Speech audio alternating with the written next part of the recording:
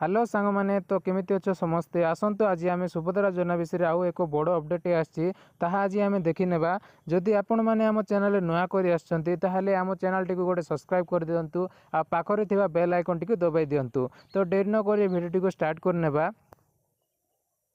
तो चलते सामान्य आज अपडेट देखी नेबा जदि आपण मैंने मिथ्या सूचना देकी आपण जदि अप्लाई कर सुभद्रा योजना तो आपण सहित कौन घटो आवेदनकारी जदि मिथ्या सूचना प्रदान करिथांती तेबे सहायता तुरंत बंद करा जिबा सहित दिया जायथिबा समस्त सहायता रिकवरी करा जाय संभाव्य आईनगत कार्यानुष्ठान नियाजिबो। तो सामान्य जदि आपण मैंने जदि योजनार योग्य नहांती आउ जदि आपण मैंने अप्लाई करिसेंती ताहले आपणक विरुद्ध रे आईनगत कार्यानुष्ठान निया जाई पारे। तो सेमिति भूल करंतु नाही जदि आपण मैंने योग्य अटंती ताहले आपण मैंने अप्लाई करंतु जदि आपण मैंने योग्य नहांती जदि आपण मैंने अप्लाई करुछंती ताहले आपणक ना भी कटि जाउची आ आपणक विरुद्ध रे आईनगत कार्यानुष्ठान भी निया जाई पारे।